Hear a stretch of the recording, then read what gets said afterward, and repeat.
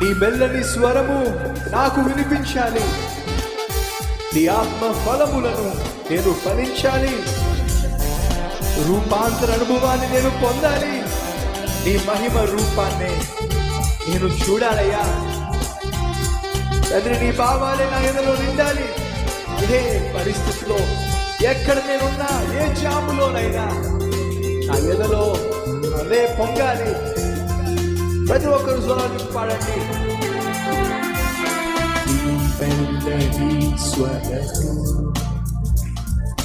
నాకు పిలిపించాలి.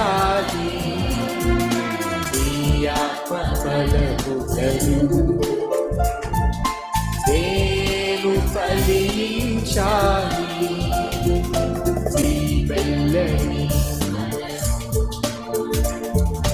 నాకు వినిపించాలి. ఆత్మ ఫలములను నేను ఫలించాలి. రూపాంతర అనుభవము నేను పొందాలి. రూపాంతర అనుభవము నేను పొందాలి. ఈ మహిమ రూపమునే నేను చూడాలి. గట్టిగా యేసయ్యా నీ పాదలోనే నిండాలి. ఏ జాములోనైనా నా ఎదలో పొంగాలి. యేసయ్యా నీ పాదాలు నా ఎదలోనే నిండాలి. ఏ జాములోనైనా నా ఎదలో పొంగాలి. మరోసారి యేసయ్యా నీ పాదాలు నా ఎదలోనే నిండాలి. ఏ జాములోనైనా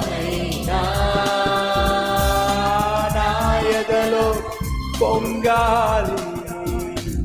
యేసయ్యా బావాలు. దావీదు రాసిన కీర్తనే అనేది కొంతమంది బైబిల్ పండితుల యొక్క అభిప్రాయం. ఎందుకంటే దావీదు యొక్క ప్రార్థన ఇక్కడ ఉంది. కానీ ఏమంటున్నాడు? యెహోవా దావీదుకు కలిగిన బాధలన్నిటినీ అతని పక్షమున జ్ఞాపకము చేసుకొనుము. మీరు ఎప్పుడైనా ఇలా ప్రార్థన చేశారా? నేను కొన్ని సందర్భాల్లో ఇలాగే ప్రార్థన చేస్తా. ఎలాగో తెలుసా? ఒకవేళ సతీష్ కుమార్గా నేను దేవుని దగ్గరికి వెళ్ళి ప్రార్థన చేయడానికి నాకు మనసు లేదనుకోండి, అంటే చేద్దాంలే, ప్రార్థన చేద్దాంలే అనే మనసు ఉందనుకోండి, ఏం చేస్తాను తెలుసా? దేవుని దగ్గరికి వెళ్ళి, ప్రభువా ఆ సతీష్ నాడు చూసావు ఏమిటి, ఆ సతీష్ నాడు చూసావు, కొంచెం ఆత్మీయంగా బలపరచు ప్రభువా, బలహీనంగా ఉంటున్నాడు, ప్రార్థన చేయాల్సిన సమయంలో ప్రార్థన చేయడానికి నిర్లక్ష్యం చూపిస్తున్నాడు, చాలా సేవ ఇచ్చావు కదా, చాలా గొప్ప పరిచర్య ఇచ్చావు కదా, కొంచెం శక్తిని ప్రభువా, ఇంత అద్భుతమైన సేవ చేయాలంటే నీ కనికరం లేకుండా, నీ కాపుదల లేకుండా చేయలేడయ్యా.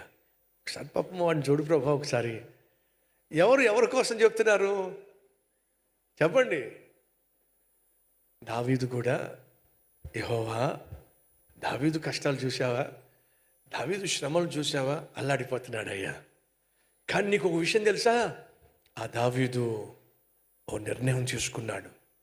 కష్టకాలంలో కూడా నీ గురించి ఆలోచించాడు, కష్టకాలంలో కూడా నీ మందిరం గురించి ఆలోచించాడు, కష్టకాలంలో కూడా నీకంటూ ఒక అద్భుతమైన మందిరం నిర్మించాలి అని తలంచాడయ్యా. ఈరోజు కష్టకాలంలో ఉన్నాడు, కానీ వాడి మనసంతా నీ మీదే ఉందయ్యా. నిన్నే సేవించాలని, నీ కోసమే జీవించాలని, నీ సంఘాన్ని నిర్మించాలని, అక్కడ సేవ జరగాలని, అనేకులు వచ్చి ఆ మందిరంలో ఆరాధించాలని తప్పిస్తున్నాడయ్యా. కష్టాల నుంచి విడిపించాయ్యా. ప్రియ సహోదరి సహోదరులు, ఒక విషయం చెప్పనివ్వండి. మీరు కష్టాలు గుండా వెళుతున్నారా? శ్రమల గుండా వెళుతున్నారా? ఆర్థిక ఇబ్బందుల గుండా వెళుతున్నారా? అనారోగ్యం గుండా వెళుతున్నారా? అష్ట కష్టాల్లో మీరు మునిగి తేలుతున్నారా? అలాంటి సమయంలో మీరు దేవుని వైపుకు చూస్తే, దేవునికి మనవి చేస్తే, దేవుని గురించి ఆలోచిస్తే, దేవుని యొక్క చిత్తము తెలుసుకునే ప్రయత్నం చేస్తే, దేవుని మందిరం గురించి, దేవుని సేవ గురించి మీ మనస్సు ఉంటే, కష్టకాలంలో నువ్వు దేవుని గురించి, దేవుని సేవ గురించి, దేవుని సంఘం గురించి, దేవుని సువార్త గురించి నువ్వు ఆలోచించినా, తలంచినా, ప్రార్థించినా, సహాయం చేసినా దేవుడు ఏం చేస్తాడో తెలుసా? కష్టకాలములోనే నువ్వు దేవుని గురించి ఆలోచించావు కాబట్టి దేవుడు నిన్ను చేర్చవలసిన గమ్యానికి చేరుస్తాడో. ఏం దేవుడు, మా ఇద్దరు దేవుడు ఏం చేశాడు? నాకు అనారోగ్యం వచ్చింది, బాగు చేశాడా? ఉద్యోగం లేక అల్లాడిపోతున్నా, నాకు ఉద్యోగం ఇచ్చాడా? ప్రమోషన్ అని చెప్పండి, ప్రమోషన్ నాకు దయచేశాడా? ఆ ఇల్లు కొనుక్కోవాలని చెప్పి ఆ ఇంటి కోసం ప్రార్థన చేస్తే నాకు ఆ ఇల్లు ఇచ్చాడా? ఆ అమ్మాయిని మా ఇంటికి కోడలుగా తెచ్చుకోవాలని ఆశపడితే అడిగితే మాకు ఆ అమ్మాయిని కోడలుగా ఇచ్చాడా? ఏం దేవుడు, మా ఇద్దరు దేవుడు అని అగౌరవించే వాళ్ళు ఉంటారు. దావీదు వలె కష్టకాలం గుండా వెళుతున్నప్పటికీ కూడా దేవుని వైపుకే తిరిగి ప్రార్థన చేసేవాళ్ళు ఉంటారు. అయ్యా, ఈరోజు కష్టాల గుండా వెళ్తున్నా, ఈరోజు సమస్యల గుండా వెళ్తున్నా, కానీ చెప్తున్నా విను ప్రభువా, ఒకరోజు నన్ను దీవిస్తావు, ఒకరోజు నన్ను హెచ్చిస్తావు. ఆ రోజు చూడు ప్రభువా, నేను ఏం చేస్తాను నీకోసం. ఈరోజు ఏమైతే చెయ్యాలనుకుంటున్నానో నువ్వు నన్ను దీవించిన రోజు 100% నువ్వు నన్ను చేయమన్నది ఖచ్చితంగా చేస్తా. మందిరాన్ని నిర్మిస్తా, ఆ మందిరానికి కావలసిన స్థలాన్ని కొంటా. ఈ తీర్మానాలన్నీ ఎప్పుడు తీసుకున్నాడో తెలుసా మీకు? చెప్పండి. కష్టం గుండా వెళుతున్నప్పుడు. సంఘమా చెప్తున్నా, మనం కష్టాల గుండా, శ్రమల గుండా వెళుతున్నప్పుడు దేవునికి ఏ మొక్కుబడి చేస్తామో దాన్ని తీర్చగలిగిన శక్తిని దేవునికి ప్రసాదిస్తాడు. ఈ వాస్తవాన్ని అర్థం చేసుకోండి.